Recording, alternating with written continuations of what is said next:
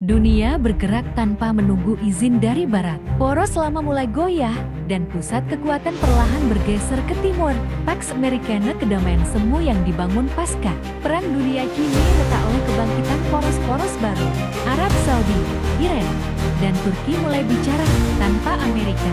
Dulu mereka bersaing dalam sekat ideologi dan sejarah. Kini mereka bersatu oleh kepentingan, kekuasaan, minyak, dan kemandirian.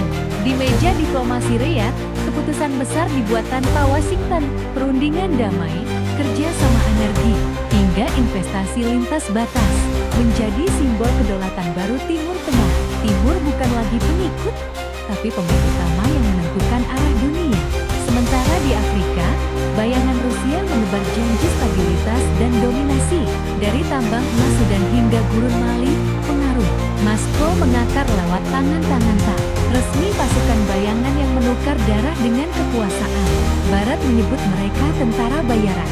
Namun bagi banyak rezim Afrika, mereka adalah penyelamat dari kekacauan yang dibiarkan Barat selama puluhan tahun. Di samudra luas, China tak lagi menunggu masa depan, ia sedang membangunnya. Pelabuhan di Gwadar, Hambantota, hingga Djibouti bukan sekadar infrastruktur. Itu adalah rantai kekaisaran baru, Maritime Silk Road, jalur yang menghubungkan ambisi ekonomi dengan dominasi geopolitik.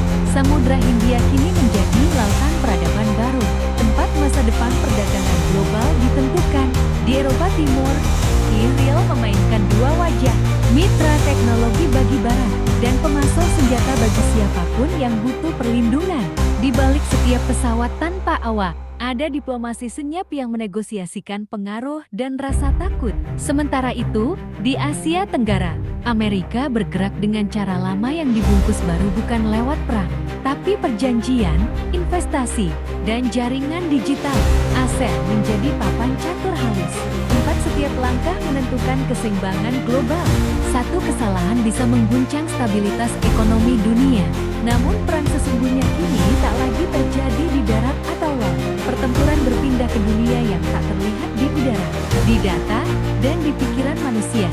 Satelit, kecerdasan buatan, dan algoritma media sosial menjadi senjata paling mematikan abad ini. Kekuatan yang mengendalikan persepsi, menguasai peradaban.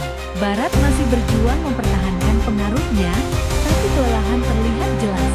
Ekonomi menua, utang menumpuk, dan ideologi mereka tak lagi menggoda dunia muda yang lapar akan perubahan. Sementara timur dari Beijing, Moskow, hingga Riyadh mulai menulis ulang hukum permainan global.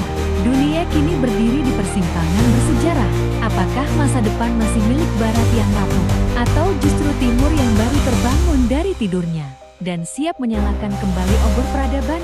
Satu hal pasti, zaman dominasi tunggal telah berakhir, dan bab berikutnya dari sejarah dunia sedang ditulis bukan di Washington, tapi di Timur.